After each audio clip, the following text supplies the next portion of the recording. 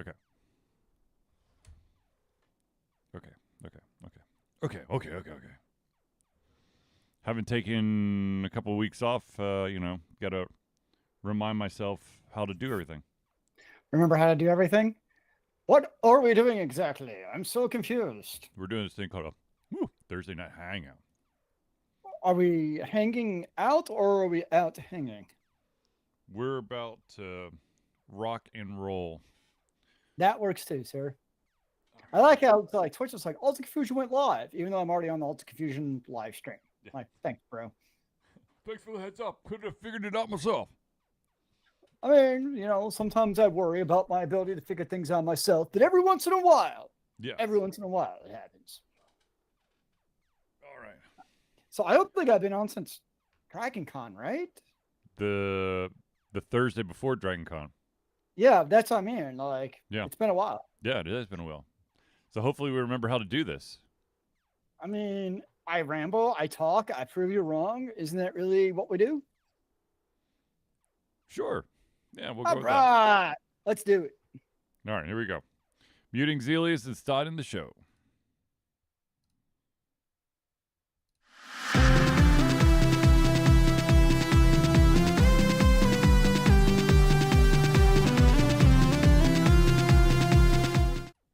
Hello, ladies and gentlemen, and welcome to another edition of Alta Confusion Thursday Night Hangout. Hello. It's good to be back, sir. It's good to be back as well. Ladies and gentlemen, of course, I am your host, Charlie, and I'm joined once again by prolific comer Zealeus. Cheers. It's been a couple of weeks. Had a week of Dragon Conning, and then I got the con crudding, and then birthday things. Yep. So it's been a busy I think a couple of weeks for both of us, I reckon, but somehow we are both back in our respective saddles to ride this horse. Indeed. Ladies and gentlemen, this is, of course, the Thursday Night Hangouts, our live show where we try our best to cover the topics most important to you during the show. At any point during the show, if you have any topics, thoughts, subjects, criticisms, opinions, all you got to do is drop in the chat, be it on Facebook, YouTube, or Twitch, and we will add it to the show. If we do unfortunately run out of time, we'll add it to the very next show. So, indeed, without further ado, let's jump into it. And first off, I know it's been a little bit of time, but I'm pretty sure Zealeus still has some recollection of what happened. Tell us about Dragon Con. I don't remember anything that happened at Dragon Con. Come on, Zealeus. I mean, it was Dragon Con. It was your usual mayhem and craziness. So we did do it. So probably my most interesting panel I went to two different panels with David Boreanaz from fame of Bones and Buffy, Angel, and SEAL Team. My favorite thing is, so if you've ever seen a David show, particularly SEAL Team, he comes off as not very jokey. He's a very serious guy. And even in Bones, I know he has that occasional sense of humor, but it was the belt buckle. That's the only thing that was his only crack in the armor was the belt buckle. Yeah, but even Angel, he's always been a serious guy. Yeah, that guy should be a stand-up comedian. Really? On his panels, I totally believe it. He was hysterical. And he could have run the entire panel himself. He would just go on, and it was in a good way. Some panelists, when they go on their own, you're like, "What are you doing, bro?" But he was engaged and entertaining.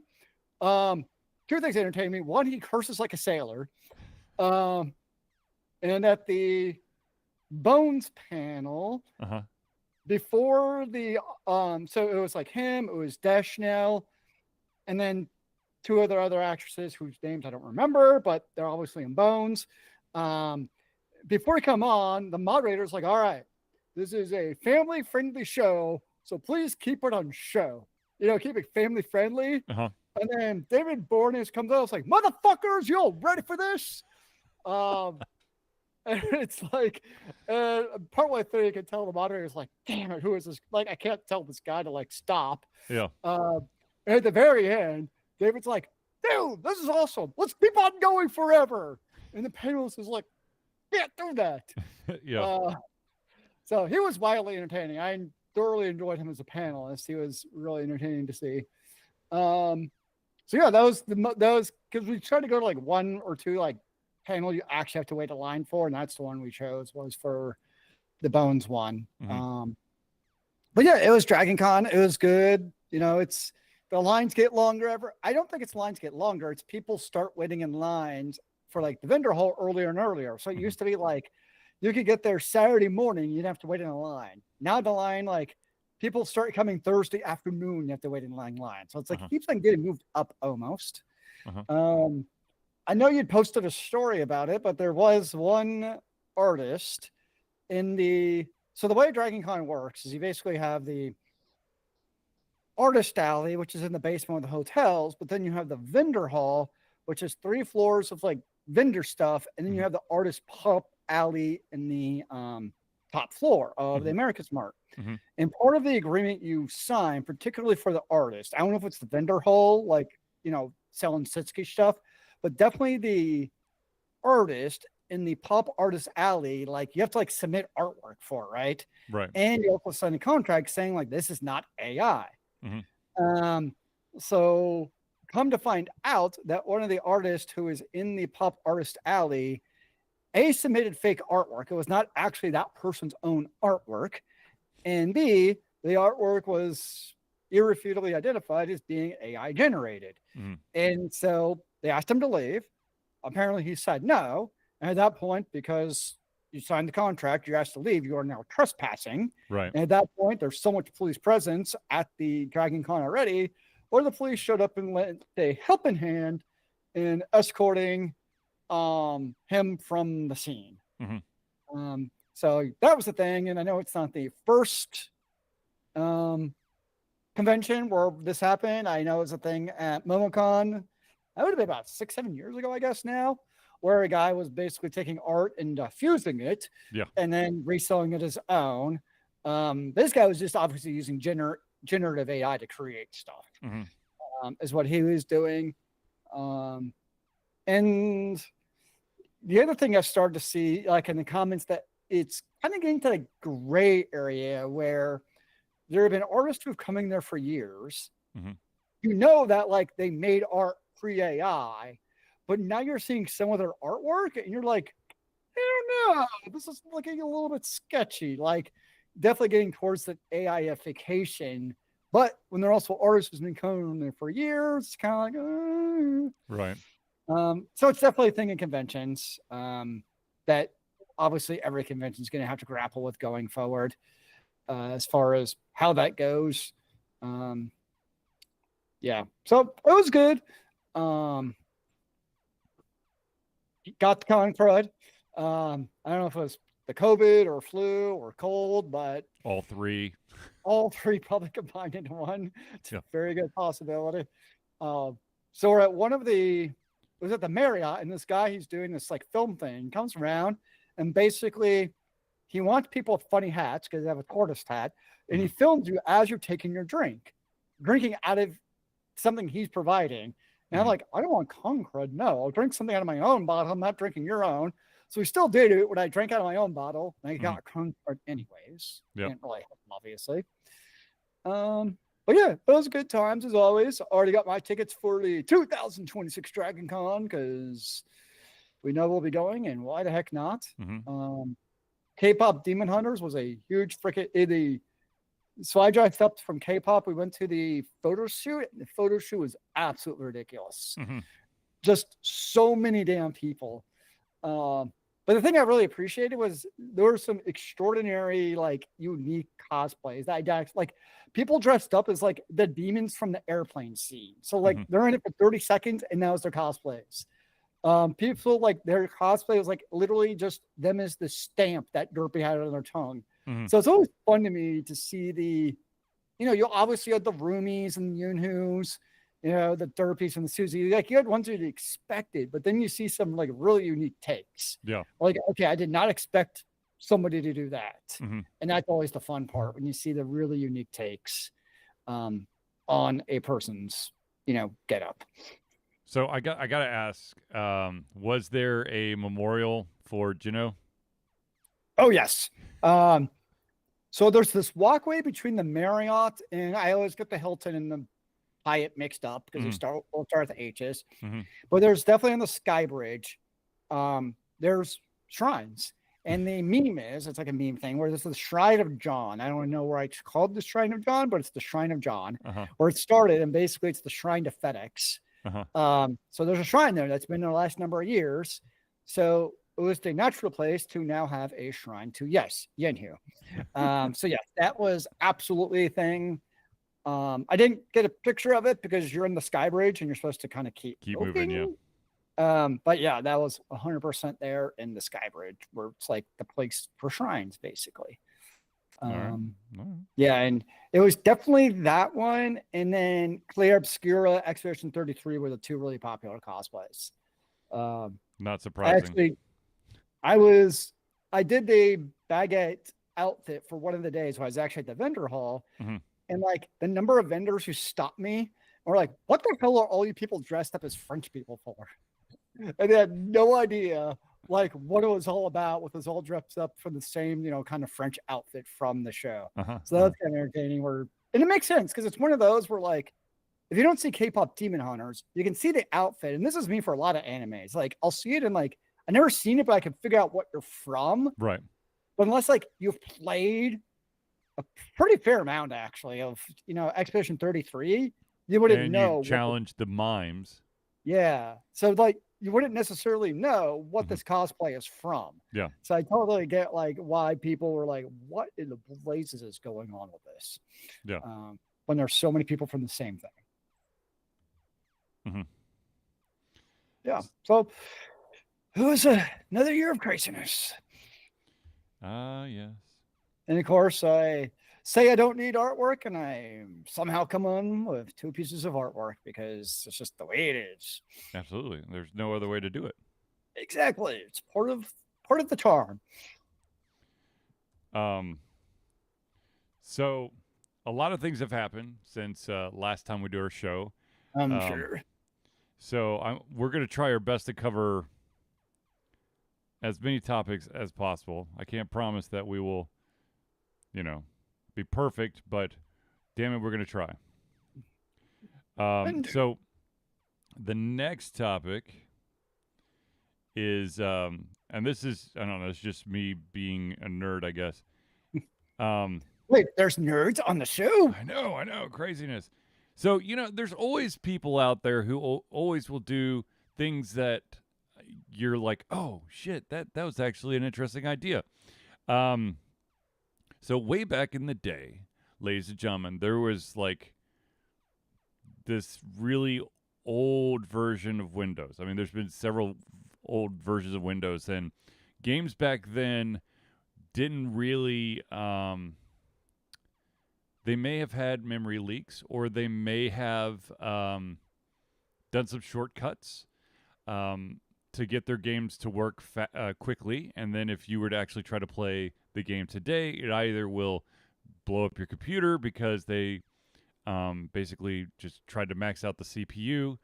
And back in the day, it was easy to do that, and you wouldn't blow up your computer. What I'm talking about is there was a pinball game in like the old school Windows. And apparently, if you try to play it now, it would go like hundreds of thousands of frames a second because somebody did a quick shortcut. But the thing I want to talk about is the fact that someone decided, hey, what would happen if I just put Doom on and just left it running?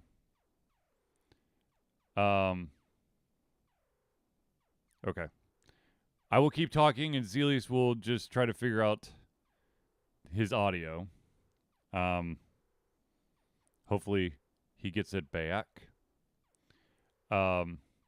Okay, so what I'm talking about is somebody decided to run the original Doom on their computer to see how long it would actually run until it basically went kablooey. I heard the first part. What OS were they trying to run on? Well, they're trying to. I believe they ran it on. What did they run it on?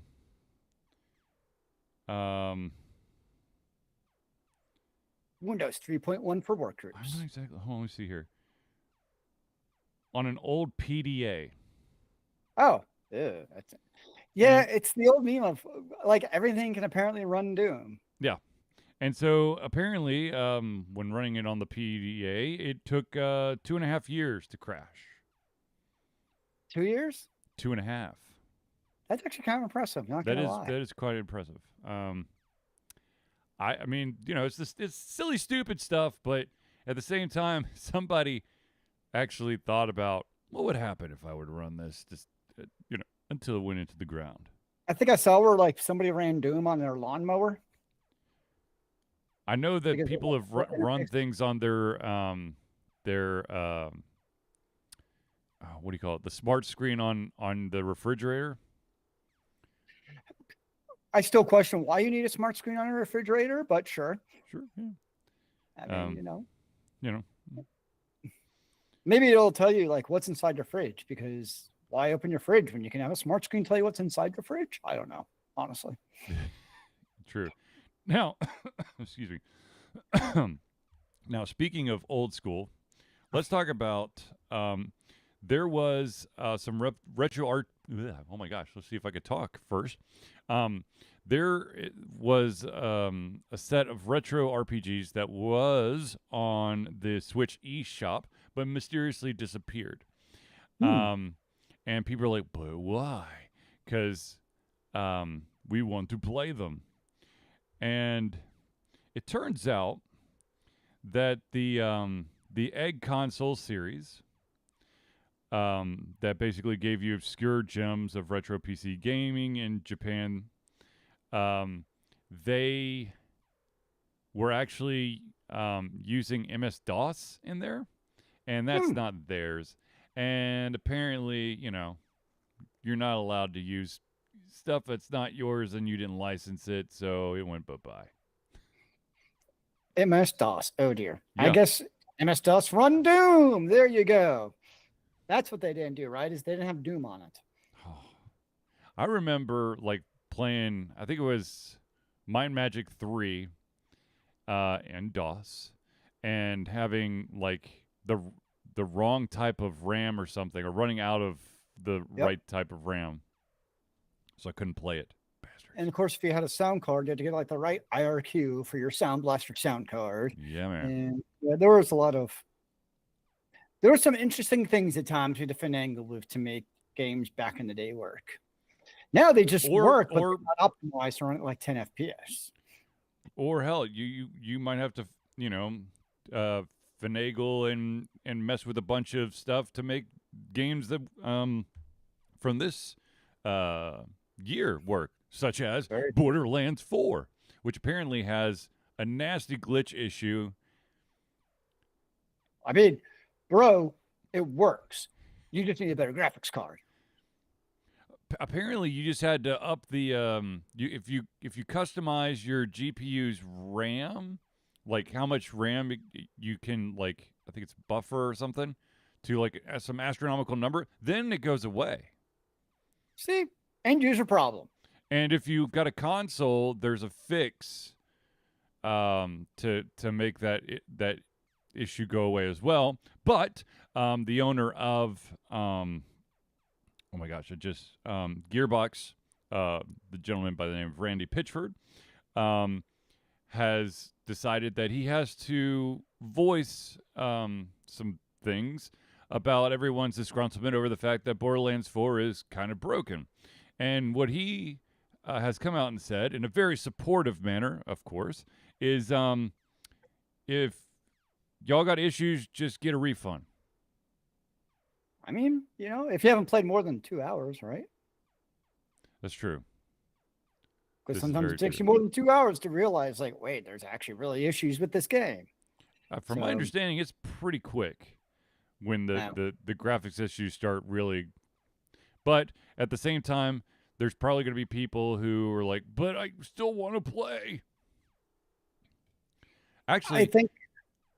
Speaking of graphics issues, there was that game that I was playing that I also posted a review of since the last show, the Thaumaturge. For some reason, if you were in, like, there was kind of like the areas that you would walk around in, and if they're the big areas like certain sections of Warsaw, Poland, you're fine. But when you went inside certain buildings, which had much smaller footprints, and you can almost see the entire area on just the screen, there would be these weird lines that would keep going. So I had to turn VSync on, and then ta-da, it worked. But anyways. And then, of course, depending on the game, you get like weird different settings to enable for what is like AI upscaling. Yep. And you have to guess and be like, what's the best for this machine? Who actually knows? Yeah. Yeah. The beauty of playing games on PC is that you get a lot of extra switches and toggles and sliders and all that stuff to mess around with to find the perfect setting for you. I mean, there is sometimes the beauty of the console, and it just works. It works out of box. Yeah. So I mean, I get both sides of it, but I will say I know Borderlands 4 is a game that someday I'll play. Today is not today. Yeah, I agree. I will eventually get Borderlands 4. That's a promise. I mean, they're all fun, great looter shooters. Oh yeah. But I also never felt the need to be like, I must buy this day one. So yeah, I can happily wait on it. And plus, it's one that usually has like DLCs and all that stuff. So I'm like, give me some time. I'm gonna wait until they start doing golden key drops, and then I'll be like, ooh, now's the time to get into it, so I can just start throwing all the keys to hopefully be one of the lucky few, so I can get cool special items. Just hopefully the story for Borderlands 4 is better than Borderlands 3, because that story was terrible. It wasn't bad. It wasn't the best. Where it has that one character who I just want to repeatedly punch in the face. But I guess that's not appropriate because they're a child, but I still want to punch him in the face anyways. Wait, Tiny Tina? No, Borderlands 3 had that female, that little girl, who got her siren friend killed, basically. Oh, right. Okay, sorry. Yeah, you're thinking of Borderlands 2. Borderlands 2 is the one that had Tiny Tina. Yeah, and then I played Tiny Tina Wonderland, which was a great game, by the way. Yeah. I never played Tiny Tina's. It's good. It's like it's basically what would happen if Borderlands was put like in a Dungeons and Dragons situation. That's a natural segue. Yeah. It was great. So yeah, if you have problems with Borderlands, apparently just go ask for a refund. It's how I feel about life some days. Yeah. All right. So switching gears a little bit, going from video games to anime. From Gearbox. There is an anime out there that had 2 seasons. One was phenomenal. The second one, people have had some issues with. It left one hell of a cliffhanger. What I'm talking about is One Punch Man. And we are finally going to get a season 3. Now, the internet universe is completely split over some news about the that was revealed about season 3. And it's not that it's finally coming. Well, that's the exciting part. But the director that's going to be overseeing season 3 apparently has ruffled some people's feathers. I'm here to tell you that there are directors out there who can transcend specific genres. Maybe they got their feet wet in a specific genre. Maybe they're, I don't know. They once upon a time were doing nothing but music videos, and now they're doing blockbuster movies. Well, in this case, it appears that the director for season 3 of One Punch Man is a hentai director. And some people are like, oh, I don't know. I don't know if you could. Look, they're directing. They're not writing it. And from my understanding, there are parts to hentais that have people fully clothed doing regular stuff. There's just a lot of explicit material as well. And I'm sure that this director can keep the explicit material out and do a good job. But I don't know. Sure. I mean, it's called a hentai because it means one thing, really. Let's be honest. It's for those out there who may not know what hentai is. I don't know how you don't, but just in case you don't, it's basically animated porn. Yeah. So, sure. I mean, I guess everyone's got to start somewhere for a serious writing gig, anyways, or directing. So, yeah. And let's be honest, you've seen lots of people come from legitimate, well, for the sake of our article, legitimate pieces of art and direct something else and it's trash. Yep. So just because you've done something that is not illicit material, I don't mean illegal, I mean illicit. Yep. Then in that case, who knows? I mean, we'll see. I haven't seen any of One Punch Man, so I really honestly have no opinion one way or the other. Just think of a super duper overpowered. Comment on the person's directing skills. Yeah. Then you're admitting to the fact you watch hentai, which probably most people don't want to admit to on public. Right. Exactly. So it's also like how to criticize or support his directing skills can be a little bit tricky in that regard too. That's true. That's very true. Now, how would you know that he's a bad director unless you've watched his material up to this point? Or vice versa. How do you know it's a good material? Right. How do you know he's going to do a bang up job? Oh, there's a pun. Well, speaking of banging, so who knows, honestly? I mean, hey, it worked for 50 Shades of Grey. Just saying. Actually, I've heard so many people that were kind of people like the movie and hate the movie, and love the books and hate the books. So just I have no desire to see or watch either of them, but the way I look at it is there's a piece of art for everyone. Yes. And if that's what gives you the satisfaction, as long as it's not harming anyone else, more power to you. Yes. Okay, so I wish I had an update for this next story. The story was first published like August 25th, so it's been what? 3 weeks? Yeah, basically 3 weeks. But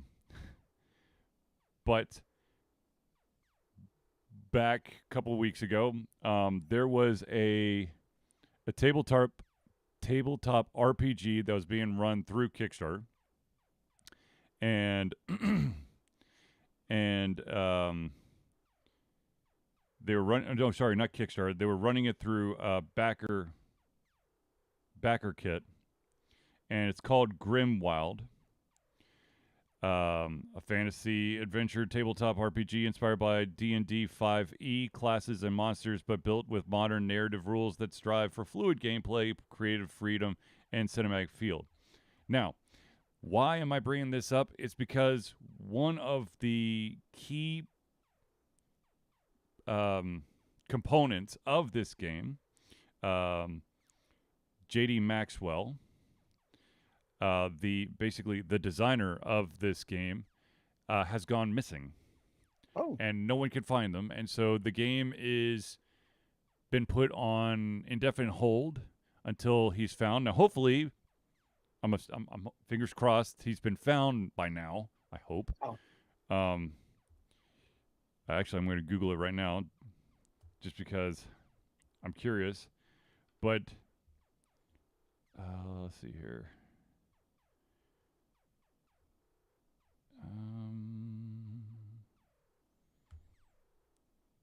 Okay, here's the Reddit. It's 24 days ago. Let me go scroll all the way down. I think I saw the same post you did.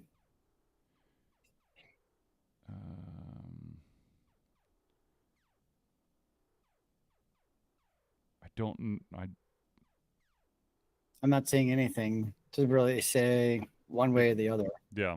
Now, of course, this really sucks and it's kind of scary, but at the same time, there are people out there who have done this in Kickstarter, basically take the money and run. And so some people out there believe that this is what this gentleman did. it was, I believe, they were able to raise. They set a goal of 5,000 and they raised $41,830. So yeah, It's an odd situation to say the least. indeed. Just hope he's okay, whatever the case is. Okay, here we go.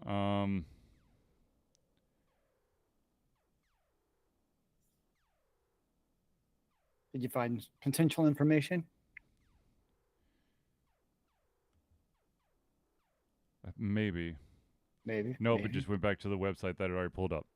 So they have no information. So maybe this is a take the money and run, or to be totally honest with you, in complete transparency, there's definitely times where you're in a very stressful situation and you break. And maybe this person broke. And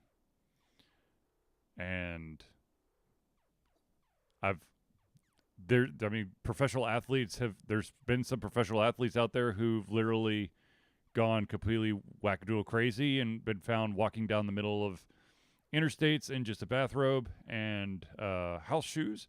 So maybe this is the case for this guy. I don't know, but still, the legal ramifications. We talk about this ever so often. And that is that sometimes when a project goes way over the expected goal, there might be like feature creep where they just keep adding stuff in. I believe that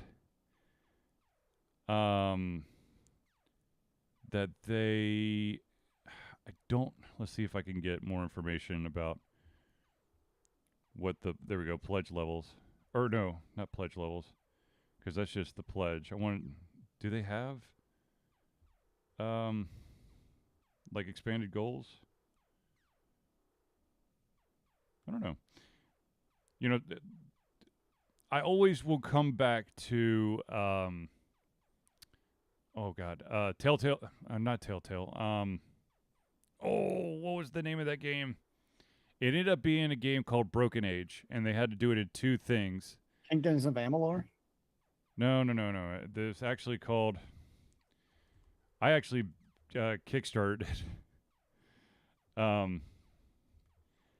It was called. Oh my gosh. This is gonna kill me. Well, don't die on the camera. That'd be awkward. No, it's just. Oh my God, what is it called? Hold on. I only look at all my pledges and then get depressed or happy about all of these games that I have or books. Or don't have. Yeah. Is that one? Oh, come on.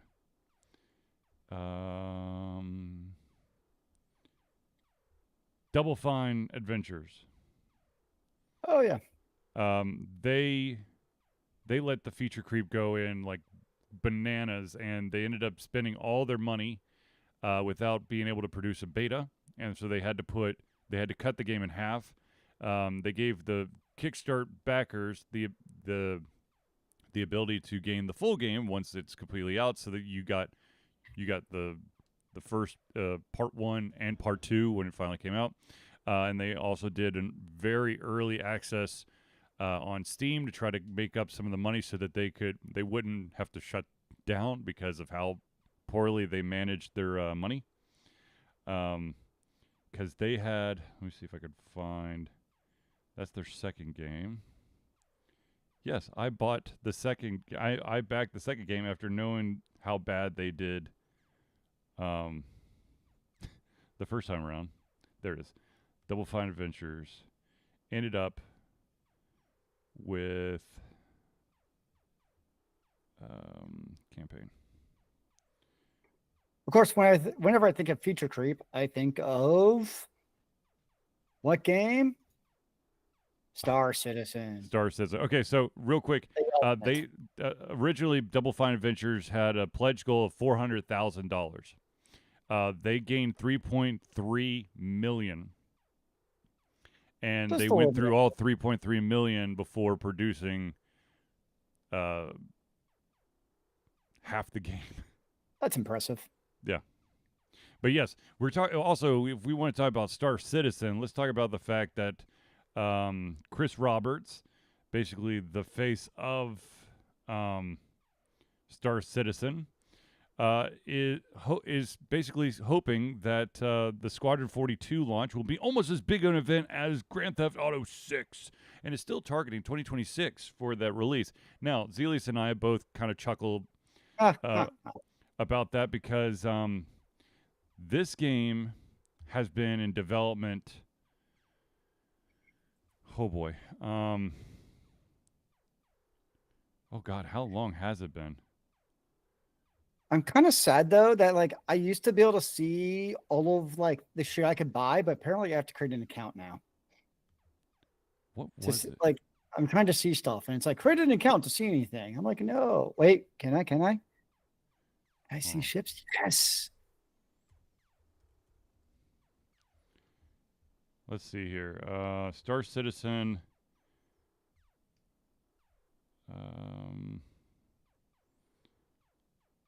The early access was 2017, but that's not when it started.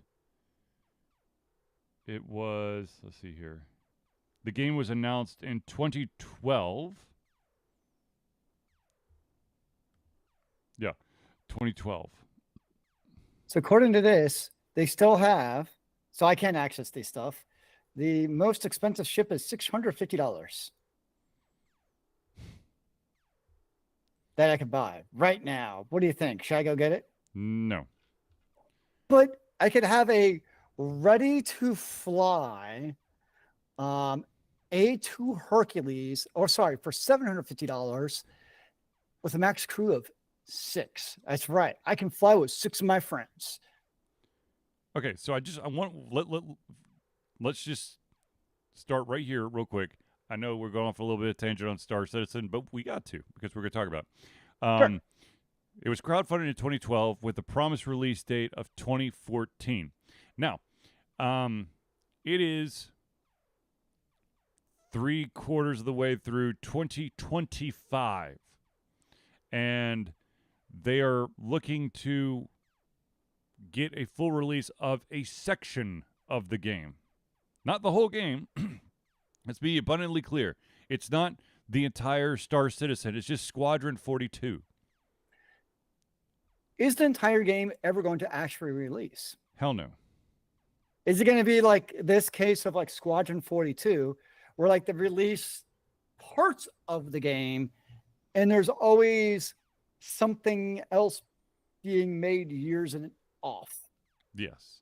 Now, I do love the fact that if you go to the Wikipedia page for Star Citizen, you scroll all the way to the bottom, you see that there's a section called See Also, and the 4 things that are on this is list of the most expensive video games to develop, list of the highest funded crowdfunding projects, list of Starflight simulation games, and the final one, and this is the one that makes Zealeus and I giggle, list of vaporware.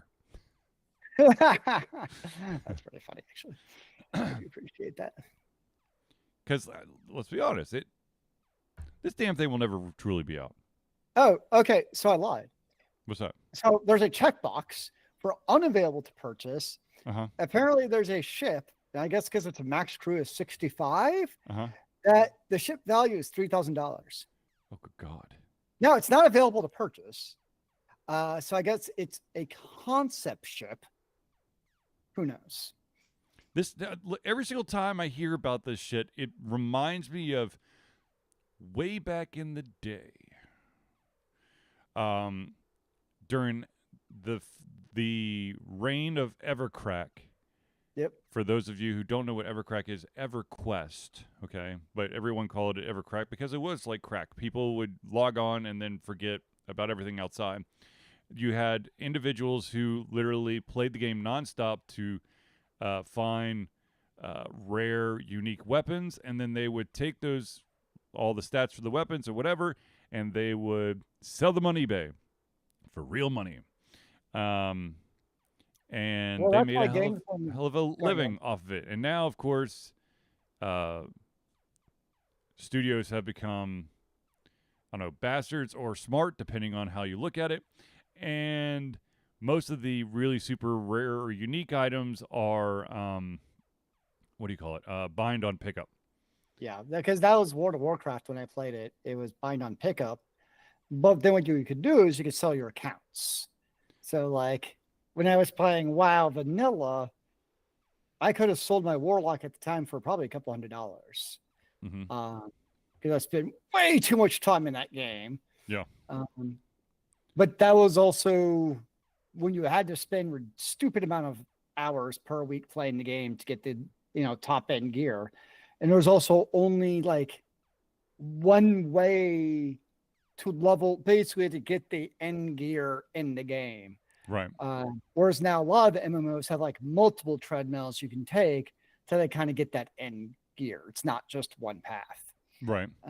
So yeah, but that definitely used to be a thing, was account selling. Now you have account boosting. I don't know if MMOs have account boosting, but definitely for PvP games, the account boosting is a pretty big deal. Yeah. Yeah. Actually, I'm curious. Does World of Warcraft have account boosting? Yeah. I guess I'll look at Final Fantasy because that's what I know now. All right. Well, while Zealeus is going down that rabbit hole, let's stop and pause real quick to thank the individuals who help Alter Confusion be the Alter Confusion that you love and adore. That, of course, is the friends of the show. And without further ado, let us start off with the Indie Cluster. The Indie Cluster is an organization of independent game developers that want to gain exposure by being involved in the community.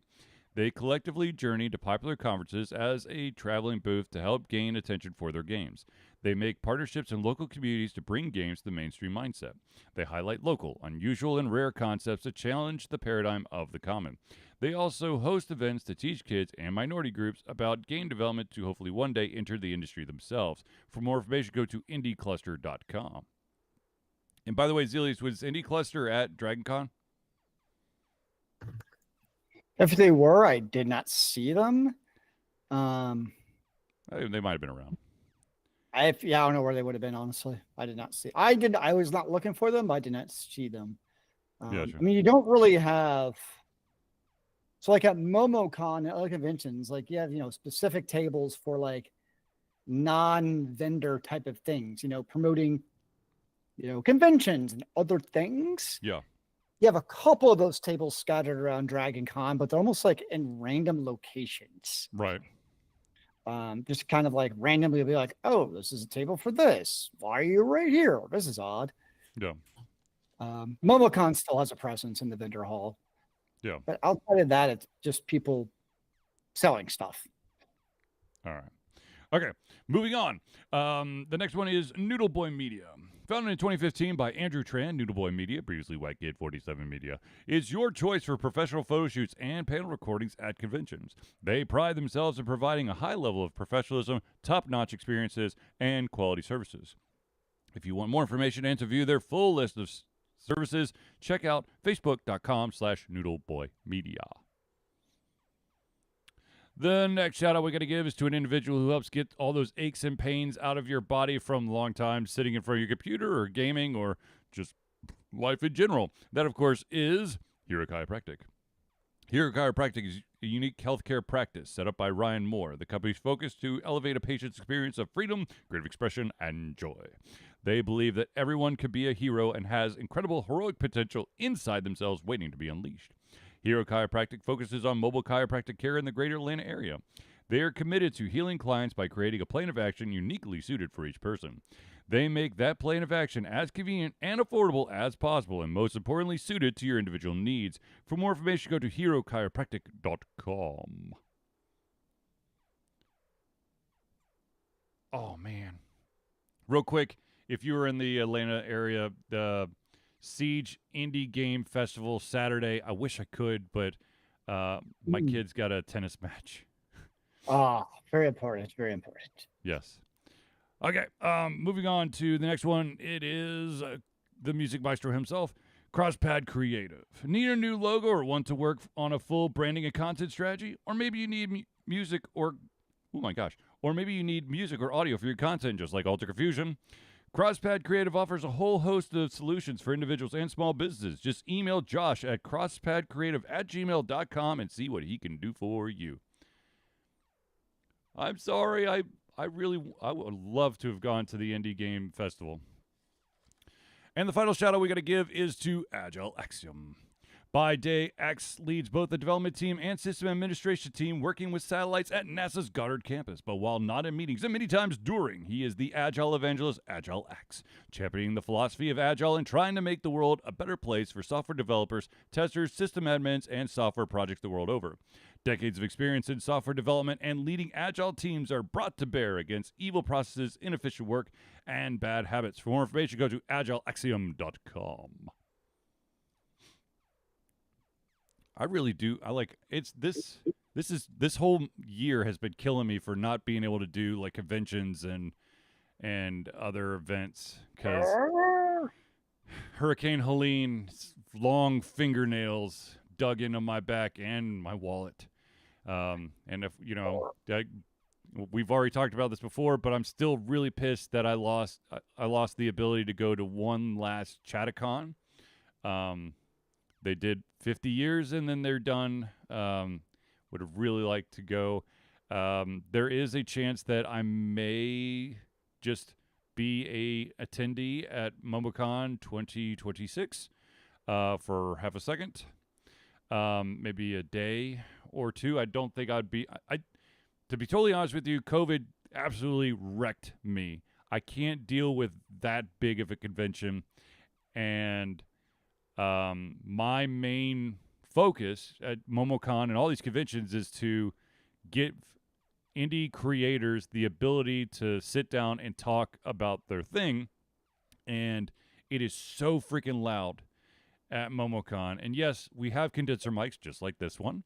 And, but so it knocks out all the noise. But in order for us to be heard, we have to scream at each other. And that just makes for a very awkward interview. Both during and then also editing.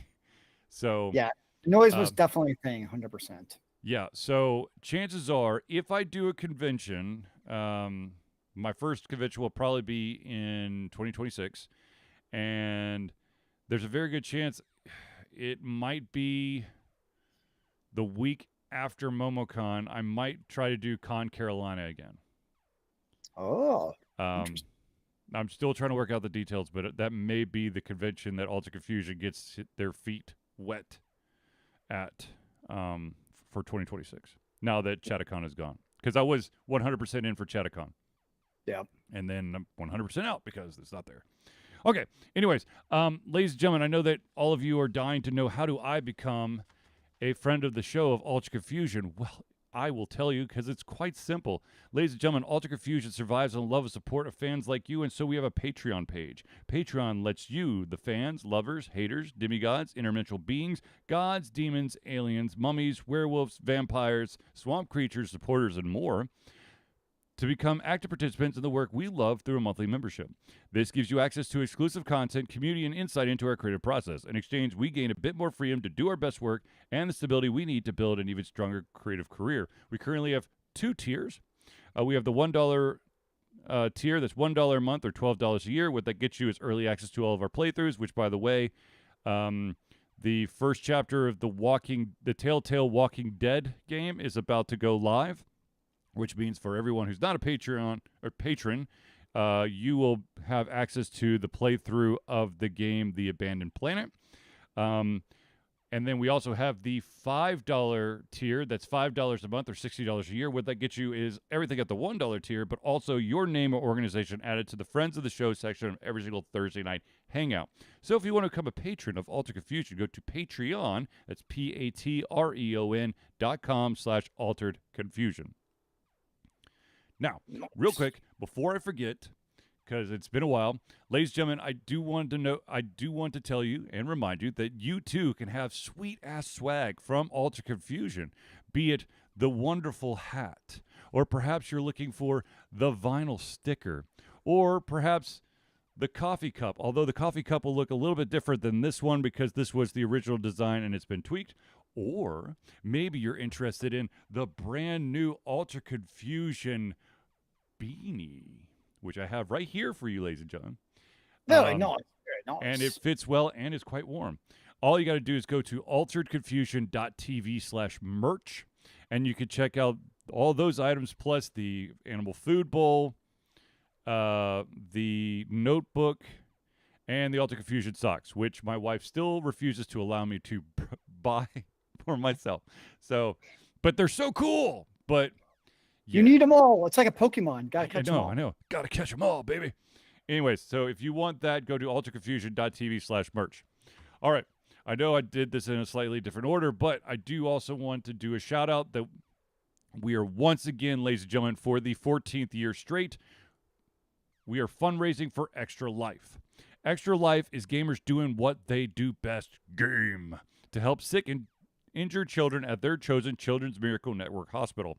The money that we raise through Extra Life will go directly to Children's Healthcare of Atlanta as unrestricted funds. This means that the hospital decides where and how to spend the money to ensure the dollars we raise make the biggest impact in the lives of the kids they treat.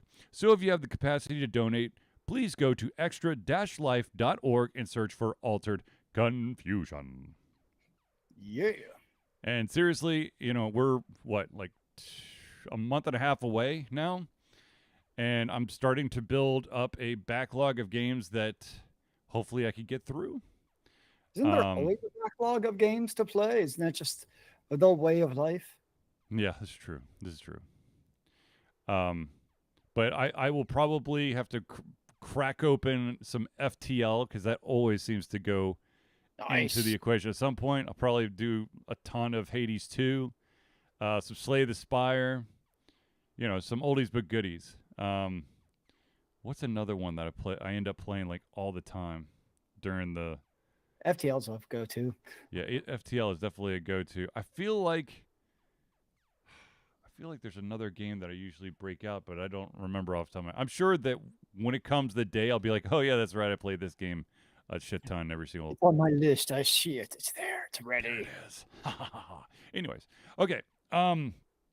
Getting back into the topics, let's actually talk about the fact that Hades 2 actually has an official launch date. It is going to leave early access, and version 1.0 shall be coming. And of course, you've got to be asking yourself, but when? Well, ladies and gentlemen, it is officially arriving September the 25th. So that means 7 days. Yes, I understand that that's a Thursday.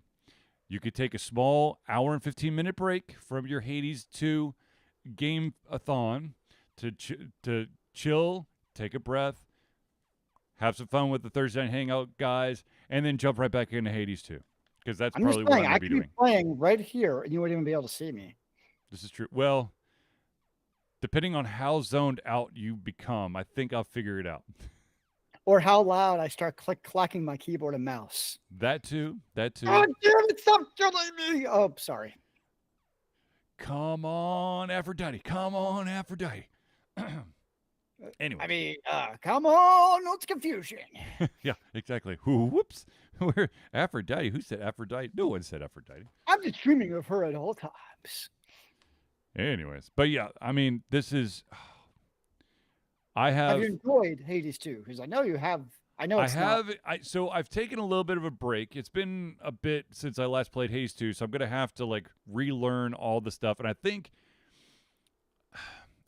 I might start a fresh file when it goes truly live, so that I can unlock all the weapons and all the skills and all that stuff, so I know what I'm supposed to be doing in the game, because there's a bunch of side stuff that you need to be doing, and since I've taken so much time off, I won't remember what my choices should be in certain situations, so I'll probably play fresh.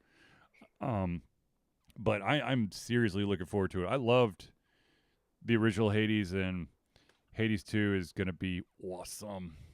How can you not like Hades or Hades 2 for that matter? I know, seriously. And speaking of super giant games, um, if I need a little break from Hades 2, I've also got Bastion and Transistor already installed on my computer, so I could always just roll over those. That always works. Yes. Okay. I mean, you could always just wait for Extra Life to play Hades 2 with your new file. This is true. I know you'd have to exercise patience, but it'd be a good way to spend mucho hours. But I would have to take off a full month, man. I don't know if I can wait that long. That is a long time. I will grant you this. This is a true fact. Oh, that'd be brutal. Terrible ideas. I'm sorry. Yes. Okay. Finally, let's talk about the fact that we're once again having to deal with some Valve things when it comes to dealing with the modding community. Oh. Apparently, people have been basically making DMCA claims on certain mods, and Valve has immediately gone, okay, yep, that's probably right, and been taking them down again. Huh. I did not know that was actually a thing, but the problem with the DMCA, the whole way it works with the takedown, is like basically in this case, Valve, or like as you see on YouTube, like they kind of have to follow through with it. Right. Like the way the laws are written, like if I file a strike against, like, let's just say Alt Confusion on Twitch or YouTube, like it's not on, maybe it should be, but the way it is now is it's not on, the content provider to review those. It's on me to basically just distribute that to you, which unfortunately does make it ripe for abuse. Yes. In its current state. There's actually been a whole bunch of videos over the past month about it's particularly on YouTube with the copyright situation.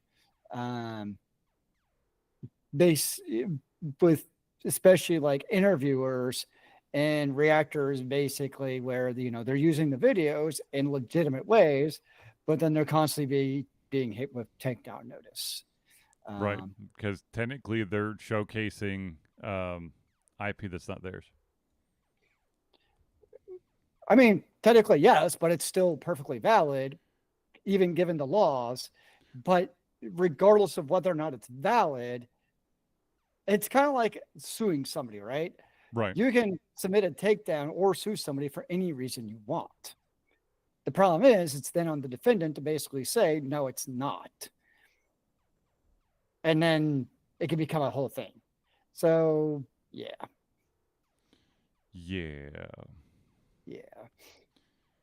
Always a fun thing to deal with. And the unfortunate thing is, and this happens with, with YouTube and hell, anything that has the ability to make a DMCA claim.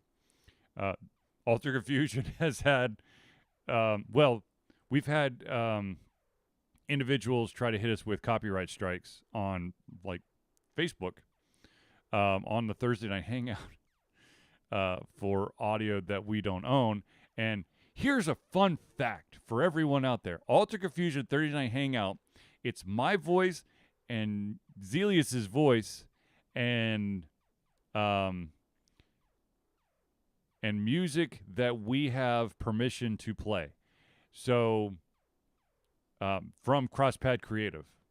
Yep.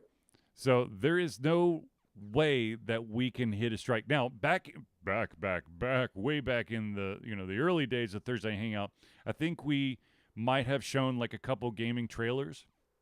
Sure, nail us there. But I just makes me giggle because the other thing is like the places that our content's going to be muted because of the copyright the copyright strike is like the most random ass countries in the world. It's not like the US. It's like places in the Middle East, maybe like 2 countries in Asia, half of Africa, and I think once we actually got Antarctica. So lots of viewers in Antarctica now. Come I on, know. bro. I'm like, but why? Is my voice too much to handle in these places? You're gonna melt the ice. Yeah. Did I say something too controversial? Did I say? I am very, very careful when it comes to. I've never broken a what do you call it? NDA. So. I plan on never breaking NDAs. I'm not under an NDA right now, right? Yeah, no, I'm not. Had to think about that one for a second. I mean, in a way, I consider work things NDA. Yeah, well, projects that are currently in. Yeah, like I might not technically have an NDA sign, but it's still like you don't talk about it. Right. My rule of thumb has always been if I'm working on a project that I don't talk about said project until it actually goes gold. Because and the tricky part too is even like things I work at work, even though they're gold, I can't talk about how they work behind the scenes. Right. Yeah, you can't do the inner workings because that would be a hacker's wet dream. Yeah, I mean that's every business. That's the way it works. Is you can't really give the behind the scenes. Information. Well, it's the hackers and it's also the IP, right? Because if I tell you, the way I made this widget is I did X, Y, Z exactly, then a competitor could come and reproduce that widget. I know that's a terrible example because anybody can see this widget and reproduce it, but that's with software is you don't want to tell people how it works in the back end because then they'll go reproduce behind the scenes. Be like, oh, thank you. Speaking of reproducing, apparently there are even more shows and movies now that are adding that wonderful extra language at the end of every single episode or movie to basically say, look, if you use this to siege your AI graphics machine, we're coming after you. Unless you're Facebook and they just do it and they get away with it anyways. What? Or Google. Yeah. Oh, for the love of God. Or OpenAI. The weird shit that Facebook pops up sometimes. I'm like, but why?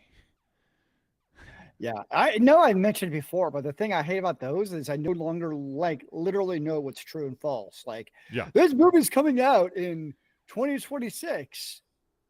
Although the one that usually gives it away is like it's Scarlett Johansson and she's in like her undies with nothing else on next to like Jason Statham. I'm like, no, I don't think so. Now, speaking of a trailer that is actually 2 trailers that are actually coming out.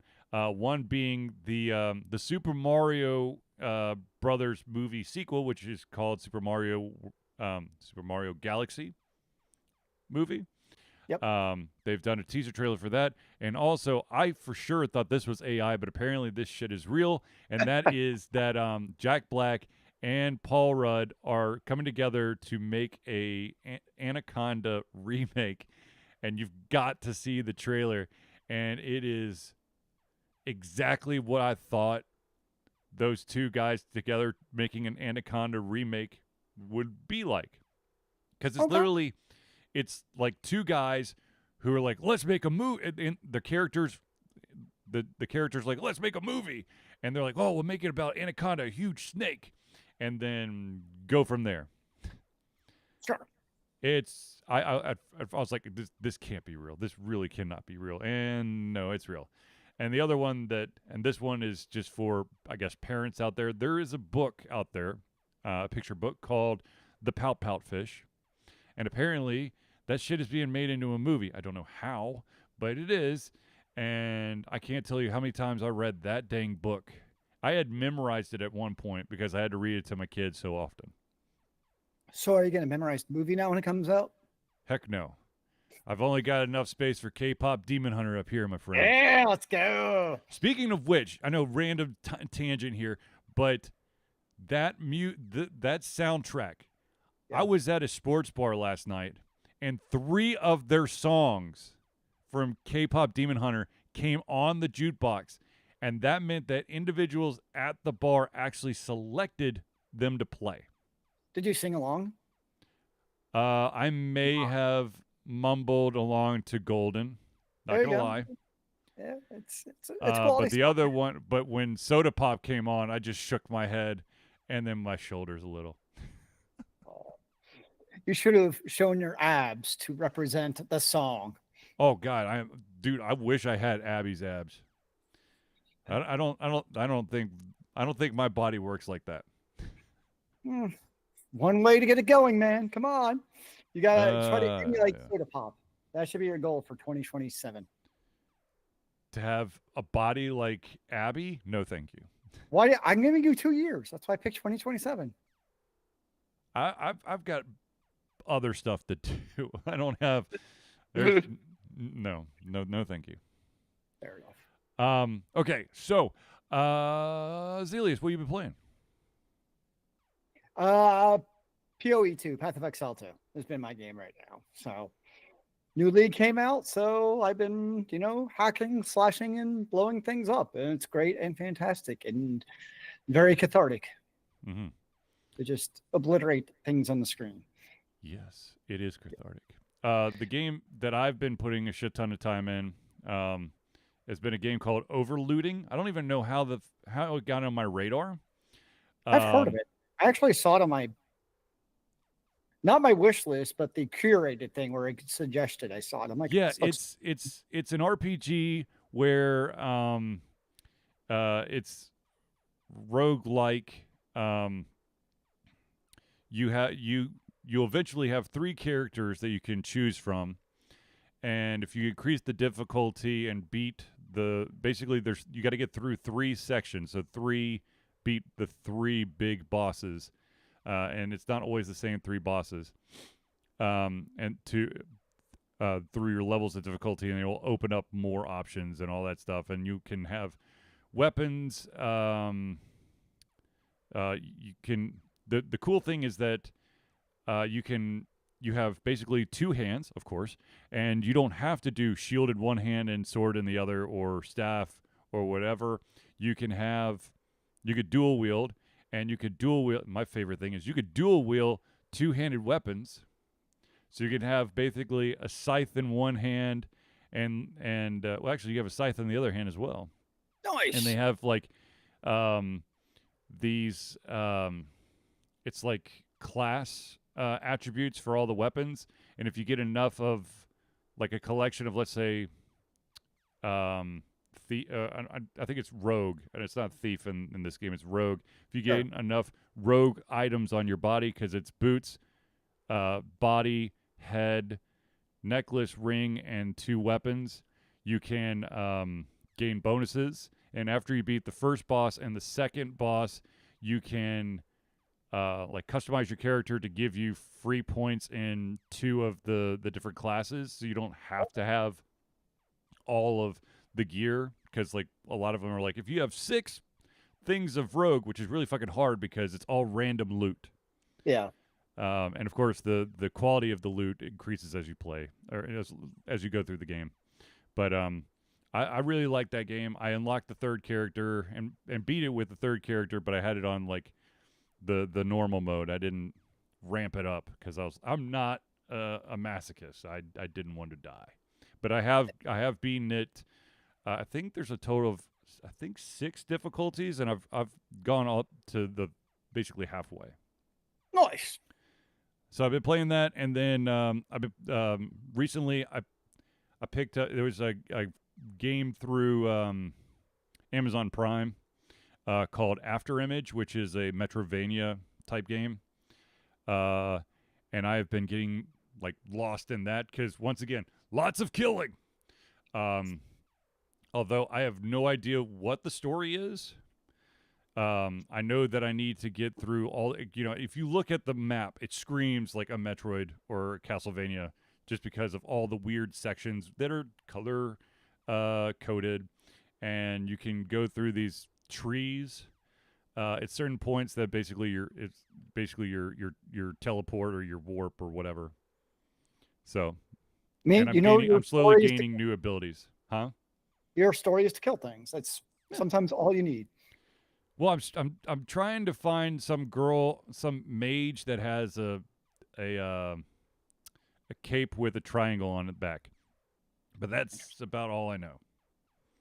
So, quick random aside, because we talked about boosting, is I went down a little rabbit hole, and so like PoE2, for instance, items. Guess what? They're not bind on pickup. So that is a game where if you look at the boosting sites, you can buy unique items and kind of like the old school World of Warcraft method. So apparently it is still alive and well in ARPGs, because most ARPG items, because the trade economy does matter, you can trade the items. Right. You could. Okay, so I guess, oh shit. Once you equip it, it's bound to you. Right. But if I pick it up, and most ARPGs do have some form of deterministic looting, meaning like I'm looking for the, flaming axe of +5.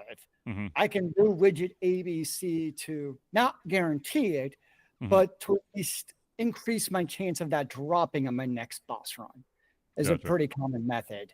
So I think that's probably what these boosters are doing, either just by doing random runs, or for like the super unique ones, they're probably like deterministically trying to get those to drop, and they know they can then sell them. Would be my assumption, at least, of what they're doing. Gotcha. Yeah. All right, ladies and gentlemen.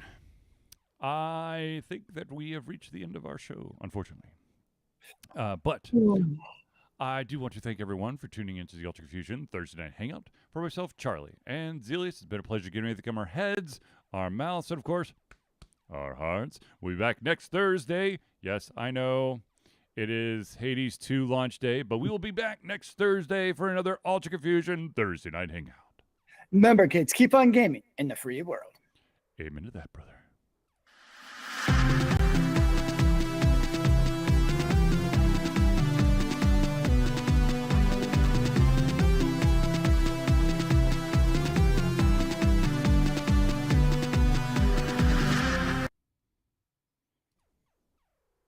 A long time ago, I promised someone that I would fix or I would change the outro, the way the credits roll, because it drove a certain fan of Ultra Confusion crazy, and I still haven't done it. Nice. They're like, it should scroll up, not down. Why is it scrolled down? Like, that's just how I did it. Probably because of the time, because the credits are freaking old. So when I first did the credits, or when I did the credits, I should say, I'd probably just figured out how to make text scroll in one direction. It's something. Yeah. So I will, like I said, for those patrons out there, the early access to The Walking Dead Chapter 1 is that's been uploaded to YouTube. I just need to switch it on. And I will start recording Chapter 2. My plans to already have all this stuff done or mostly done kind of went completely sideways because my youngest has been home 3 of the 4 days this week with a cough he just cannot shake. And he's energetic as he's just absolutely bouncing off the walls, but it's freaking cough.